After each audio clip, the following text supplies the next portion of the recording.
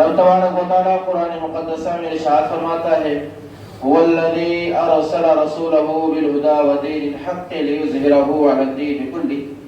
وہ اللہ تبارک و تعالیٰ ہے هو الذي ارسل رسوله جس نے اپنے تمام رسولوں کو دنیا میں مبعوث فرمایا ليظهر على الدين كله تاکہ وہ لوگ آئیں آنے کے بعد لوگوں کو ہدایت کی طرف بلائیں اور دین پورے طریقے پر واضح ہو جائے ظاہر ہو جائے وَلَوْ كَرِهَ الْكَافِرُونَ اگرچہ کفار و مشرکین اسے ناپسند کریں. ہم اور آپ کی عملی طور پر ہماری زندگی کے درمیان دو چیزیں ہیں. ایک پہلی چیز یہ ہے کہ ہمارا دین اسلام. اللہ تبارک و تعالیٰ فرماتا ہے ان الدین عند اللہ الاسلام. بے شک اللہ تبارک و تعالیٰ کے نزدیک سب سے پسندیدہ دین اسلام ہے. دوسری چیز ہے ہماری شریعت. دین اور شریعت دونوں الگ الگ چیزیں ہیں. دین اور شریعت دونوں ایک ہی نہیں ہیں. جیسے مثال کے طور پر ہندوستان کا کانسٹیٹیوشن وہ ہمارا قانون ہے, وہ ہمارا سمویدھان ہے, لیکن اس کے اندر جو لاز ہیں کہ مرڈر کرے گا تو کون سا قانون لگے گا, اگر کسی کو بات کرنی ہے اپنی آواز کب تک آدمی اٹھا سکتا ہے, اس کا جو قانون ہے قانونی طور پر جو اجازت ہے وہ اس کے لاز ہیں وہ, لیکن وہ کانسٹیٹیوشن نہیں ہے. کانسٹیٹیوشن الگ ہے, لاز الگ ہے. قانون کبھی نہیں بدلتا, لیکن قانون کے اندر جو لاز پائے جاتے ہیں, سمویدھان کبھی نہیں بدلا جائے گا, لیکن اس کے اندر جو پرودھان ہوتے ہیں, جو قانون ہوتے ہیں, وہ ہمیشہ بدلے جاتے رہتے ہیں. جیسے آرٹیکل 370 ہٹایا گیا, 3 طلاق کو قانون بنایا گیا, یا اسی طریقے پر دیگر جو اور قانون ہندوستان میں بنائے جاتے ہیں یا بدلے جاتے ہیں, لیکن ہمارا سمویدھان وہی رہتا ہے. قانون کے طریقے, اس کے احکام بدل دیے جاتے ہیں. اسی طریقے پر دین ایک ہے. حضرت آدم سے لے کر آج تک یا صبح قیامت تک دین ایک ہی رہنے والا ہے, جس دین کا نام دین اسلام ہے, جس کے بارے میں اللہ تبارک و تعالیٰ نے فرمایا ان الدین عند اللہ الاسلام, کہ بے شک اللہ تبارک و تعالیٰ کے نزدیک دین اگر کوئی پسندیدہ ہے تو دین اسلام ہے. اللہ فرماتا ہے دوسرے مقام پر وَمَن يَبْتَغِ غَيْرَ الْإِسْلَامِ دِينًا فَلَن يُقْبَلَ مِنْهُ, کہ لوگوں اگر تم میں سے کوئی اسلام کے علاوہ, دین مذہب کے علاوہ, دین کے علاوہ کسی اور دین کی پیروی کرے گا اسلام کے علاوہ, فَلَن يُقْبَلَ مِنْهُ, تو اس کا وہ دین قبول نہیں ہوگا اللہ تبارک و تعالیٰ کی بارگاہ میں. ایک چیز دین ہوا, اب دین میں ایک شریعت ہے. اللہ تبارک و تعالیٰ قرآن مقدسہ میں ارشاد فرماتا ہے لِكُلٍّ جَعَلْنَا مِنْكُمْ شِرْعَةً وَمِنْهَاجًا, اور بے شک ہم نے تمہارے لیے, تم میں سے ہر ایک کے لیے الگ الگ شریعت بنائی ہے. یعنی شریعت موسوی کے احکام الگ ہیں, شریعت عیسوی کے احکامات الگ ہیں. حضرت ابراہیم کے ماننے والے جو تھے ان کے ماننے والوں کے لیے شرعی احکامات الگ تھے. حضرت نوح علیہ السلام کے ماننے والے جو تھے ان کے ماننے والوں کے شرعی احکامات الگ الگ تھے. لیکن اللہ تبارک و تعالیٰ نے کچھ نہ کچھ چیزوں کو باقی رکھا. نماز انہیں بھی پڑھنا تھا, نماز ہمیں بھی پڑھنا ہے, طریقے نماز الگ ہو گیا. روزہ انہیں بھی رکھنا تھا, روزہ ہمیں بھی رکھنا ہے, لیکن طریقے روزہ پر الگ ہو گیا.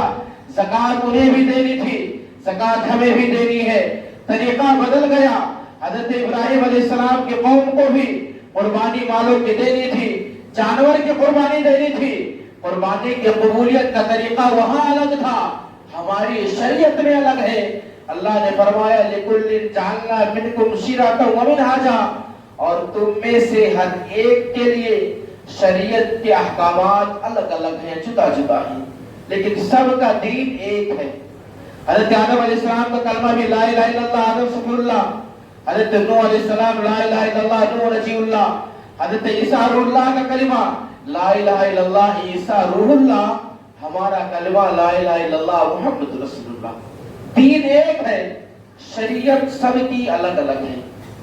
جب شریعت سب کی الگ الگ ہے, احکامات سب کے جدا جدا ہوں گے.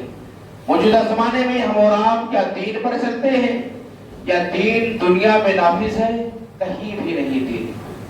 اگر کچھ ہے ہمارے اور آپ تک تو صرف اور صرف شریعت کے احکامات ہیں, دینی احکامات نہیں ہیں. میں آپ کو ایک فرق کے ذریعے بتاتا ہوں. اللہ تبارک و تعالیٰ ارشاد فرماتا ہے الزانیۃ والزانی فاجلدوا کل واحد منہما مئۃ جلدہ، اگر زانی اور زانیہ زنا کریں انہیں 100 کوڑے مارے جائیں۔ اب چاہے مسلمان زنا کرے تو 100 کوڑے مارو، کافر زنا کرے 100 کوڑے مارو۔ حسن معاشرت کے لیے اللہ تبارک و تعالیٰ نے جو یہ حکم دیا پوری انسانیت کے لیے حکم تھا۔ ہم مسلمانوں کے لیے کیا ہے؟ اے مسلمانوں، زنا کرو گے تمہیں کوڑے تو مارے ہی مارے جائیں گے، علاوہ ازیں حال یہ ہوگا وَلَا تَقْرَبُوا الزِّنَا إِنَّهُ كَانَ فَاحِشًا، زنا کے قریب نہ جا، زنا گناہ کبیرہ ہے، بہت بڑی بے حیائی ہے، تو جائے گا تیری پوری نسل چلی جائے گی اسی میں۔ لیکن حسن معاشرت کے لیے اللہ نے حکم یہ دیا کہ حسن معاشرت یہ ہے کہ تمام جتنے انسان ہیں اگر کوئی بھی انسانوں میں زنا کرے گا 100 کوڑے اسے مارے جائیں گے۔ وہ حکم تھا پوری انسانیت کے لیے، یہ ہمارا حکم ہمارے مسلمانوں کے لیے۔ تو شریعت الگ ہے، دین الگ ہے۔ ماہ رمضان ہے، ماہ رمضان میں ہم اور آپ ہیں، ہم اور آپ اپنی اپنے مالوں کی زکوٰۃ کے ذریعے دین کی مدد نہیں کرتے۔ ہم اور آپ زیادہ سے زیادہ شرعی احکامات امپلیمنٹ ہو جائیں یا شریعت پر عمل ہونے لگ جائے، ہم اور آپ اس طور پر اپنے مالوں کی مدد کرتے ہیں۔ دین کو فروغ کب تک دیا جاتا رہا؟ میرے آقا سرکار دو عالم صلی اللہ علیہ وسلم مدینہ منورہ میں 10 سال رہے، خلافت راشدہ کے 30 سال یعنی 40 سال دین اور شریعت دونوں کی حکمرانی دنیا پہ رہی، تو دنیا کی 1/3 آبادی پر اسلام کی حکومت آ گئی، اور مسجد نبوی شریف کے ممبر پر بیٹھ کر کے پوری دنیا کی حکمرانی کی جاتی تھی۔ میرے پیارے، آج مساجد ہو، مدارس ہو، خانقاہیں ہو، سب سے اہم رول اگر تھا کسی کا دنیا میں اسلام کی اسلامی لباس کو قائم کرنے میں، تو وہ جگہ تھی کوئی تو مسجد کا ممبر و محراب ہوا کرتا تھا۔ حضرت عمر فاروق اعظم ہے، مقام نہاوند ہے، حضرت ساریہ رضی اللہ تعالیٰ عنہ ہے، میدان جنگ میں ہے۔ حضرت عمر فاروق اعظم مسجد نبوی کے ممبر سے کھڑے ہو کر کے جہاں سارے لوگوں کو احکامات شرعیہ بتاتے ہیں، وہی میدان جنگ کے حالات بتاتے ہیں۔ یا ساریۃ الجبل، یا ساریۃ الجبل، ممبر پر کھڑے ہو کر کے عمر فاروق اعظم نے میدان جنگ کے نقشے کو ٹھیک کرایا، اے ساریہ پہاڑی کی طرف چلے جاؤ۔ حضرت ساریہ پہاڑی کی طرف گئے، مسلمانوں کو کامیابی ملی۔ وہ عمر فاروق اعظم ہے، مسجد نبوی شریف کا ممبر ہے۔ جب دنیا میں معیشت کے طور پر سارے مسلمان کمزور ہونے لگے، عمر فاروق اعظم نے مسجد نبوی کے ممبر سے کھڑے ہو کر کے ارشاد فرمایا تھا، اے لوگوں، مسلمانوں پر قحط ساری پڑی ہے، آج کے بعد مسلمانوں کا یہ امیر المومنین عمر فاروق اعظم کبھی نرم بستر پر نہیں سوئے گا، کبھی اچھے کھانے نہیں کھائے گا، کبھی آرام دہ چیزوں کا استعمال نہیں کرے گا، جب تک مسلمانوں کے درمیان سے یا ہماری مملکت میں، ہماری سلطنت میں رہنے والے جتنے انسان ہیں ان انسانوں کے تکلیف ختم نہ ہو جائے۔ معیشی طور پر یا فائنینشلی طور پر جو فائنینشلی کرائسس آیا ہے، یہ کرائسس جب تک ختم نہیں ہوگا، عمر فاروق اعظم مکہ مدینہ منورہ کی پہاڑی کے چٹانوں پر سوئے گا، کبھی نرم بستر کا استعمال نہیں کرے گا۔ یہ حکم اگر کہیں سے ملا تھا، مدینہ منورہ کی مسجد و ممبر کے محراب سے ملا تھا۔ جب وہ وقت تھا کہ جب اسلام کا امپلیمنٹ پورے طور پر پوری دنیا پر کیا جاتا تھا، اسلامی قوانین نافذ کیے جاتے تھے۔ 40 سال کا عرصہ گزرا جب وہ، اس کے بعد بادشاہت جب آئی مسلمانوں کے درمیان، اب مسلمانوں کے درمیان دین دنیا پر قائم رہے اس کا تصور ختم ہو گیا۔ اب اگر کچھ بچہ ہے لے دیکھے تو شریعت پر عمل کیسے کرنا، نماز کیسے پڑھنی، روزے کیسے رکھنا، زکوٰۃ کیسے دینی ہے، جنازہ کیسے پڑھنا ہے، بچہ پیدا ہو تو کیا کرنا، بچہ مر جائے کیا کرنا ہے، اسی طریقے پر ختنہ کیسے کرنا، مسنون طریقہ کیا ہے، یہ ساری چیزیں جو بچی کچی ہیں، یہی کام آج کے زمانے میں شرعی اعتبار سے ہم مسلمانوں کے پاس لے دے کر کے اتنا ہی بچا ہے جس پر ہم عمل کریں یا جس کو ہم چاہیں چھوڑ دیں۔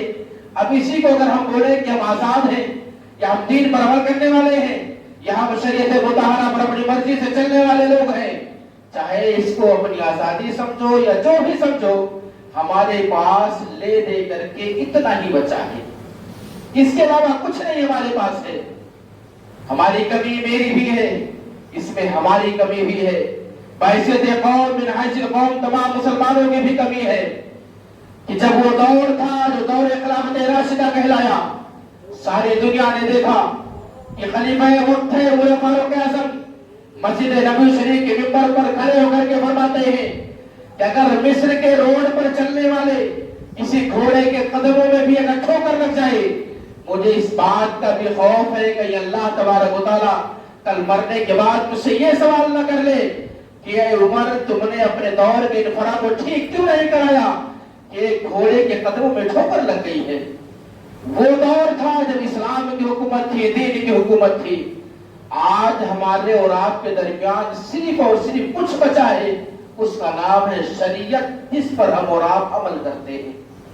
دینی طور پر جو دینی شعور، دینی بیداری تھی مسلمانوں کے اندر، ہمارے اندر وہ لگ بھگ تقریباً ختم ہو چکی ہے۔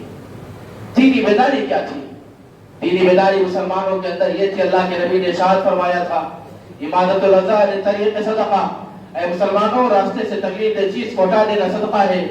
دینی بیداری کا عالم یہ تھا مسلمانوں کے اندر کہ میرے آقا نے جب یہ فرمایا تو ایک مرتبہ ایک راستے میں ایک پتھر پڑا تھا، ایک یہودی کا گزر ہوا، انہوں نے پتھر کو دیکھا، دیکھنے کے بعد ارشاد فرمایا لگتا ہے اس راستے سے آج کسی مسلمان کا گزر نہیں ہوا ہے، کیونکہ راستے میں پتھر پڑا ہے۔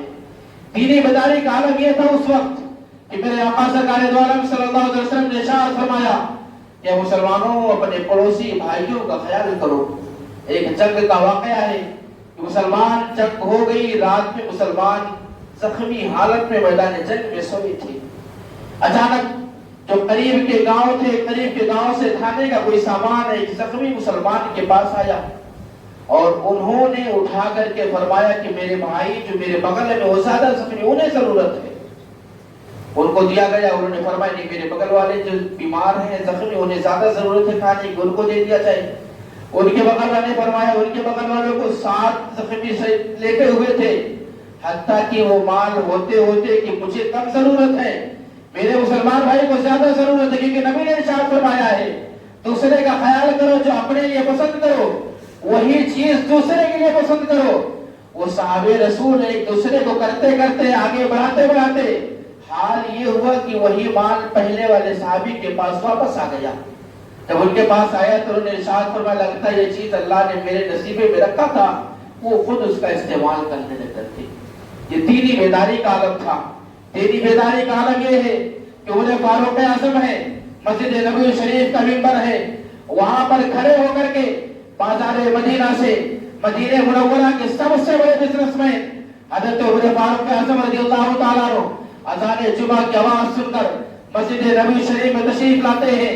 عمر فاروق اعظم نے مسجد نبوی کے ممبر سے کھڑے ہو کر کے ارشاد فرمایا ان لوگوں کا کیا حال ہے کہ جو لوگ روز جمعہ مسجد میں آتے ہیں لیکن آنے کے پہلے غسل کر کے نہیں آتے ہیں، بغیر غسل کے مسجد میں چلے آتے ہیں۔ حضرت عثمان غنی نے ارشاد فرمایا امیر المومنین میں بازار مدینہ میں تھا، اذان ہو گئی میں چلے آیا، تو فرماتے ہیں ٹھیک اذان ہو گئی چلے آئے، لیکن حال یہ ہے کہ میرے نبی نے ارشاد فرمایا روز جمعہ غسل کرنا سنت ہے، تم چھوڑے بغیر عمل کیے بغیر کیوں چلے آئے مسجد میں؟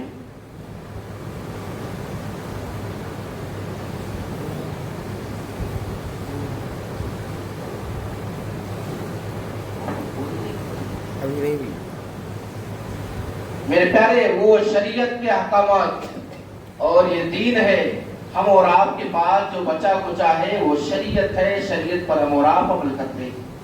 نہ ہمارے اندر دینی شعور ہے، نہ دینی طور پر ہمارے پاس بچا کچا کوئی جذبہ نام کی ہمارے پاس کوئی چیز نہیں۔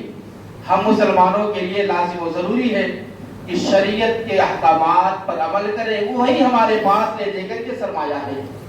ہم مولانا لوگوں کی جتنی بھی ٹیم ہے، چاہے لاکھوں ہوں کروڑوں ہوں یا ہماری تعداد کتنی بھی بڑی کیوں نہ ہو، ہم ملا جلا کر کے سارے لوگ یہی کام کر رہے ہیں کہ نماز پڑھو، روزے رکھو، حج کرو، زکات دو، اپنے مالوں کو یہاں لگاؤ، یہ کرو یہ کرو یہ کرو، ساری چیزیں بس وہی احکامات جو شرعی طور پر ہیں انہی کی چیزیں انہیں کی باتیں ہم اور آپ یا ہم لوگ کرتے نظر آ رہے ہیں، لیکن حق ہمارا یہ نہیں ہے۔